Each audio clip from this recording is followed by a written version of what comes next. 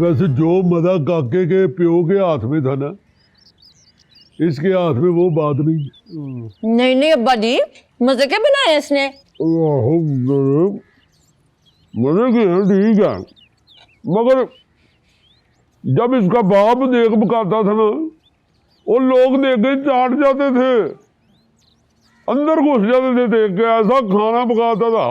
हा। मैंने खुद एक दफा एक बंदा टांगों से पकड़ के देग में से निकाला। वो ज़रा इस्लामाबाद में भी लोग हलवे के ऊपर शोरबा डालते हैं। आपकी सोच है मामू, ये मीठा और नमकीन का जो कॉम्बो है ना, नेक्स्ट लेवल है। इसकी माँ भी ऐसे ही खाती थी। वाकई मम्मी ऐसे खाना खाती थी?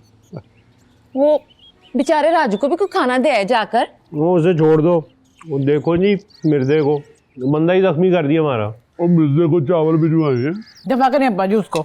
बात सुने, ये राजू को चावल ऊपर देकर आए। मैं दे आती हूँ। तुम जाओगी? हाँ मैंने खा लिया है। चल से ठीक है। ज़ारा को ना कल निहारी खिलाते हैं, बड़ा टाइम हो गया, निहारी नहीं बनी घर पे। निहारी?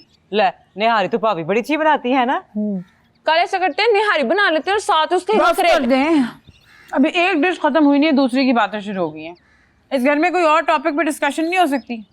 वो पुत्र जी, रब ने जब दिया हुआ है तो फिर खाओ पियो। नहीं अब मतलब अगर पैसे आ गए तो उसका मतलब ये तो नहीं ना कि लिटरली पैसे ही खाने हैं कि आ गए। अब मैं तो सोचती हूँ कि पैसे आए तो इस घर पे काम करते हैं। इतनी मुरम्मत होने वाली है भी इस घर की चीज़ों पे। फिर दानिश छोटा है, बड़ा हो रहा है, वो कहेगा उसको अपना रूम चाहिए, उसको स्पेस चाहिए, किताबें वगैरह रखनी होगी। मैं तो बल्कि सोच रही हूँ कि हम कोई बिजनेस के बारे में सोचें, इन्वेस्ट करें बिजनेस में, और फिर हम उसको पैसे को डबल करने का सोचें। ये मेरी इस घर में कोई बात क्यों नहीं सुनता?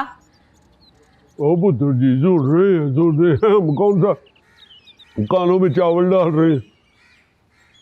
तो फिर मुझे कोई सीरियसली क्यों नहीं ले रहा? क्योंकि बेटा आपने सुबह खुद ही कहा था मुझे इस घर का फर्ज समझे। आप खुश हो? कौन आराम है।